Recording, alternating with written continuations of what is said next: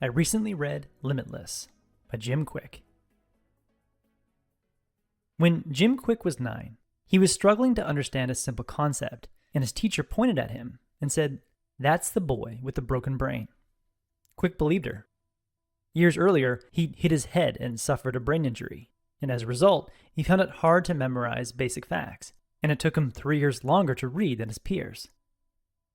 But today, Kwik can recall the names of 50 or more people in an audience that he's just met, and he can recite a string of 100 random numbers, forward and back, well on stage. Kwik has gone from never reading a book until the age of 16 to reading a book every week for the last 30 years. At the heart of Kwik's mental transformation is a simple truth. We all have the capacity to mold our brains and constantly improve our mental abilities. If you're struggling to learn, it's not due to an innate brain limitation. It's either due to a limiting mindset, limited motivation, or a lousy learning method. In this video, I will show you how the right mindset, motivation, and method can improve a mental ability that most people assume is limited. That's reading speed. If you're like me, you've always wanted to read faster, but no matter how hard you try, your reading speed and comprehension seem to be capped. After reading Limitless and adopting the following mindset, motivation, and methods, my reading speed has doubled. Limitless reading mindset. Henry Ford once said, "Whether you think you can or you can't, you're right." If you insist you can't read fast, you're all but guaranteed to never improve your reading speed.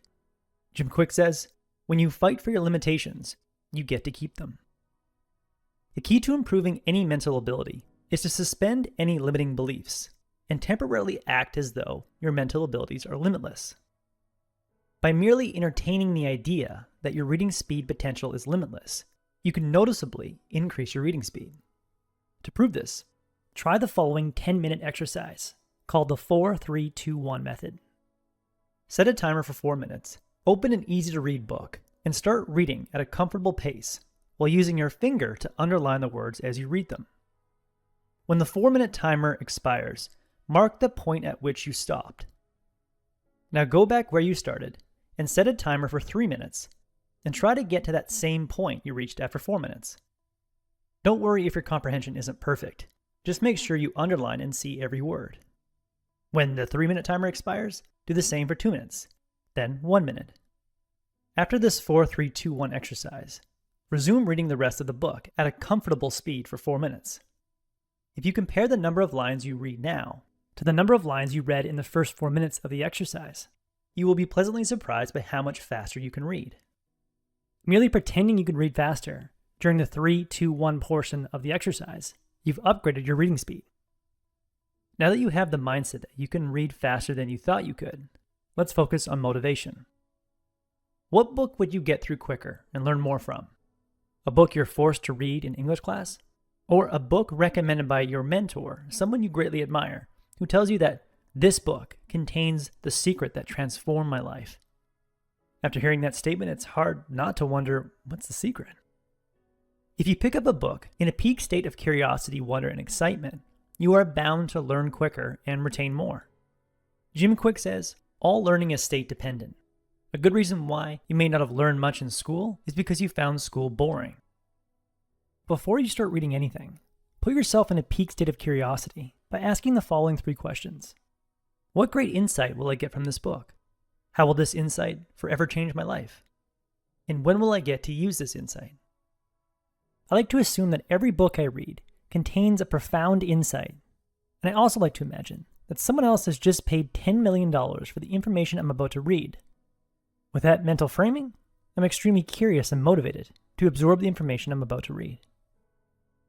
After you've generated ample motivation to read a book by putting yourself in a state of peak curiosity, wonder, and excitement, it's time to upgrade your reading methods. Jim Kwik says, when was the last time you took a class called reading? For most, it was back in the 4th or 5th grade. And if you're like most people, your reading skill is probably still the same as it was back then. If you haven't actively changed your reading habits since elementary school, there are 3 reading habits that are limiting your reading speed. These 3 habits are regression, subvocalization, and word-by-word reading. Regression is the tendency for your eyes to go back and reread certain words in a sentence. Jim Kwik says, almost everyone does it to some degree, and most of the time, it's done subconsciously. To solve the problem of regression, you need to use a pacer.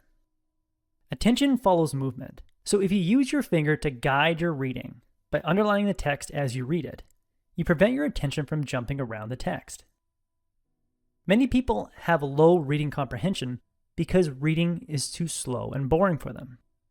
But if you move your finger at a pace that's just on the edge of your perceived max reading speed, you will require your full attention to comprehend what you're reading. More attention equals more retention. Use a finger as a pacer when reading a physical book. Use your finger as a pacer when reading on your phone by sliding it down the side of the phone. And use your mouse as a pacer when reading content on your computer. Bad reading habit number 2, subvocalization. Subvocalization is the habit of saying the words to yourself in your head as you read. When you feel the need to sound out every word as you read, your reading speed is limited by how fast you can talk. You can get your inner narrator to talk fast and sound out 200 to 250 words per minute, which happens to be the average reading speed. But there is no need to hear the words in your head as you read them. You've seen 99% of the words you've read before, and you have mental images for most of them. If you can bring to mind the image a word represents, instead of sounding out that word, you'll become a much more efficient reader. To break your subvocalization habit and turn reading into a purely visual experience, and thus dramatically improve your reading speed, quietly count out loud as you read. It's hard for your mind to sound out words and speak out numbers at the same time. So when you start reading, count 1, 2, 3, 4, 5. You'll free your mind of the inner narrator and train your mind to see the words on the page as images and turn what you're reading into a motion picture experience. Bad reading habit number 3, word by word reading. When you first learned how to read, you trained your eyes to look at one word at a time. But now you're familiar with most words, so there's no reason not to look at chunks of words, like 3, 4, 5 words at a single glance. Instead of reading, "The boy walked home," you can see all 4 words at one time. This technique actually works in conjunction with the last technique because it's easier for your mind's eye to generate imagery for groups of words rather than a single word. I've started to train my brain to use my peripheral vision and see chunks of words at one time by using a free program called Spreed. It takes a body of text in my web browser and breaks it into word chunks that display one at a time, like this.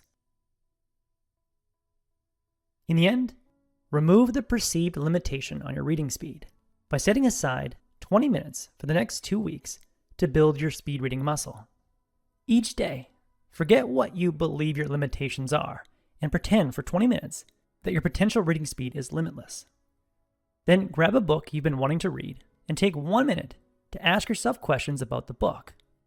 Like, what great insight will I get from this book? And how will this insight change my life? The goal is to put yourself in a peak state of curiosity so that you're motivated to learn what you read. Then use the next 10 minutes to warm up your speed reading muscle with the 4-3-2-1 method. Then focus on each of the following methods for 3 minutes each. First, use a pacer to prevent regression as you read. Move the pacer at a speed that requires your full attention. Next, count out loud as you read to stop yourself from subvocalizing the text.